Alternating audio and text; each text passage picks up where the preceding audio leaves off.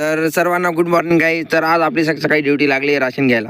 काय करता, घरचं काम हे करावंच लागतं. अजून नाही केलं तर खायला देणार नाही घरचे.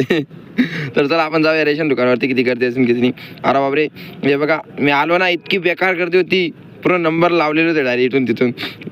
पूर्ण म्हणजे साईडला पूर्ण पब्लिक बसली होती. हे बघा पूर्ण रस्ता ब्लॉक करून ठेवलेला आहे. इतकी बेकार पब्लिक होती. पूर्ण जाम करून टाकलं होतं त्यांनी तिथं. खूप वेळ थांबलो, नंबर लागत नव्हता. ही बघा पब्लिक, मी तुम्हाला पब्लिक दाखवतो. खूप जास्त गर्दी असते आमच्या रेशन दुकानावरती. मी तर साईडला उभं राहून गेलो आणि शांतपणे बसून घेतलं. जाऊ दे यार म्हटलं, जेव्हा लागेल तेव्हा आपण आपलं काम करूया. रेशन वगैरे घेऊन आलो तर तिथं बाहेर बसलो होतो. तर या बाया कुड्या वगैरे टाकत होते, आमची मजा घेत होते. मग योगेश पण त्यांची मजा घेत होता आणि मी हसत होतो. त्यानंतर मी येऊन लागलो आपल्या कामावरती. म्हणजे आपण ज्या गाडीवरती कामाला जातो त्या गाडीवरचा कॉल आला की गाडी भरून गेली, येऊन लागा असं. तर हे बघा समोरचा नजारा. आणि आपले ड्रायव्हर साहेब आहे ते एकदम प्रेमाने करायची तरी कॉलवरती बोलत होते आणि मी एकदम बेकार जोरात हसत होतो. ही आहे आपली मनमाड चौफुली. तुम्ही बघितली असेल, तुम्ही जर मालेगावच्या आसपास राहत असाल तर ही जागा ओळखीची लागतच असेल. मनमाड चौफुलीला आल्यानंतर आम्ही सरळ नांदगावला चाललोय आता गाडी खाली करायला. चला तुम्हाला डायरेक्ट तिथंच दाखवतोय की काय काय रस्त्यामध्ये काय काय नाही.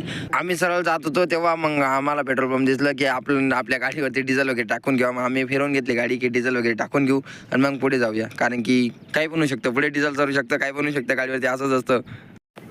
आणि लगेच थोड्या पुढे आल्यानंतर आपण चाय वगैरे पिली. कारण की मला खूप जास्त झोप लागत होती, ऊनची जास्त झोप लागते मला. चाय वगैरे पिली आणि आपल्या पुढे रस्त्याला निघालो.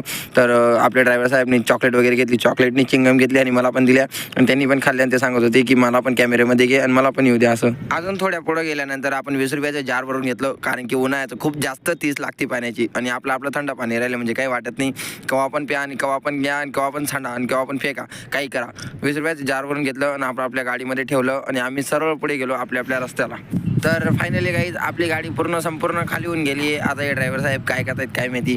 पूर्ण हे बघा, पूर्ण वावर एकदम सुमसाम आहे. उन्हाळ्याचं एकदम बेकार ऊन लागतं म्हणून कोणीच दिसत नाही. पूर्ण सामसूम दिसतं प्रत्येक ठिकाणी. आम्ही जेव्हा या रस्त्याने आलो तेव्हा काहीच नव्हतं यार, पूर्ण सामसूम. कारण अर्जुन का गावला राहत आहो. चला मग आपली गाडी वगैरे आता खाली होऊन गेली आणि आता आपण जातोय आपल्या घरी. तर भेटूया आपण नेक्स्ट ब्लॉगमध्ये. Thank you for watching.